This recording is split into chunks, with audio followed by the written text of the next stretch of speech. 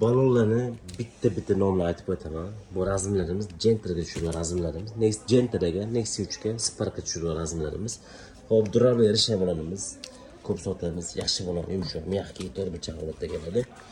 Hop, olimpik balonimiz, hozir kunda trend bo'lgan balonimiz, juda yumshoq, miyaqki balonimiz. Speed Duraturun, bu ham zo'r, yumshoq, yaxshi balon. Trend archa balonning ichida eng trendga chiqqan balonimiz, to'rtburchak holatda keladi. Ham Prebek ko'p balonimiz.